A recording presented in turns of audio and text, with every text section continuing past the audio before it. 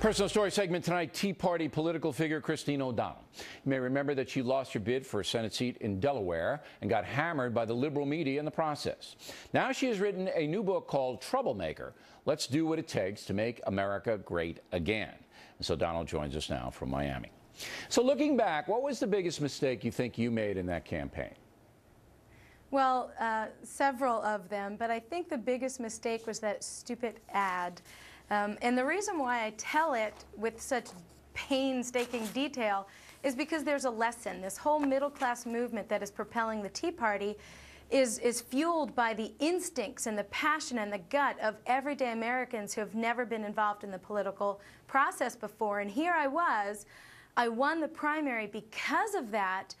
And then on the other side of the primary, I listened to the expert, didn't have confidence in my own gut instincts, and went with that stupid ad, which everything in me screamed that it was wrong. So I'm hoping that, you know, a wise man learns from his or her mistakes, and even wiser learns from the mistakes of others. Okay, let's run that ad so everybody knows what you're talking about. Go. I'm sure they know. I'm not a witch. I'm nothing you've heard. I'm you. None of us are perfect, but none of us can be happy with what we see all around us. I'll go to Washington and do what you do. You know, I'm looking at that now. I don't think that's so bad. The guy who designed it, Fred Davis, your campaign hired to do this kind of media stuff. And the witch deal came out of some kind of interview you gave, like, 10 years ago to Bill Maher on his dopey show.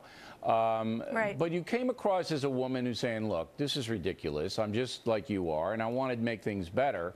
But you thought that that was a detriment to what you wanted to do. It was the opening line. The opening line overshadowed the message of the whole campaign. And I knew that going into it. But you know what? I think that it exploded to the level it did because when your political opponent doesn't have a platform to stand on, they resort to the politics of personal destruction. And he had every media person in the world helping this guy, Exactly. this guy Coons. There's no doubt about that. Right. Now, the guy who did this ad, Right. Fred Davis, you kind of intimate in your book, I had to read it quickly so maybe I can get the message properly, that he did it on purpose. He leaked it to the media on purpose. Is that what you think? Were you sabotaged by your own people? I don't know if he did, but somebody leaked it before I saw it. And I respect Fred Davis. He usually does very good work. So you believe that but you on were this one, he's off. sabotaged then in your campaign by somebody who leaked that to the media before it went out on TV? It leaked.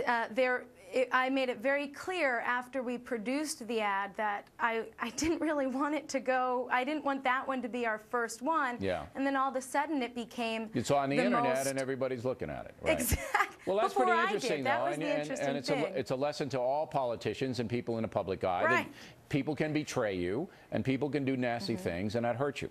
Now, you also write about Karl Rove, one of our political analysts here, who didn't really think that you were qualified to be a senator, and kind of said that, and that hurt your campaign as well. Well, the interesting thing is, before the primary, he came to Delaware and met with all the Tea Party leaders in Delaware saying, whoever wins, we've got to unite. And yet, when it came time to listen to his own advice, he just wouldn't. And I've recently extended the olive branch to Karl Rove because in order to make Barack Obama a one-term presidency, we've got to unite. But he's continuing to bash the Tea Party, and I just don't get it. All I can think is that maybe he does really think that compromising is the only way Republicans can win. Well, let me put his point of view, and then I'll give you time to respond. From what I get from Karl Rove, because he's on the program every week, is that he believes that there are some people who are competitive against a machine like Barack Obama's, and some people who just don't have the experience. It's about experience, and that Rove and other establishment Republicans want really experienced people. I don't think it's personal, and I don't think it's anti-Tea Party. Go. Right. Well, that's why I wrote the book, so that people can understand that I was qualified and they can know who I am. But Karl Rove continued to put out misinformation about me and about my background, even though we gave him the information. But the other thing about it is, I was ahead in the polls before the Republican infighting. I was leading against the Democratic opponent before my own party turned on me, and CNN exit polling shows that Castle wouldn't have won either. So if we had united, if we'd been able to duplicate what they did in Kentucky, where the establishment got behind the Tea Party candidate, It might have been a different outcome, but I'm still very proud because we put the political process back into the hands of the people.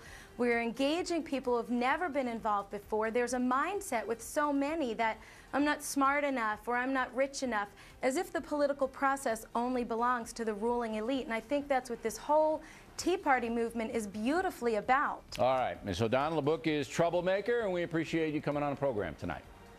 Plenty more ahead as the factor moves along this evening. Why are religious people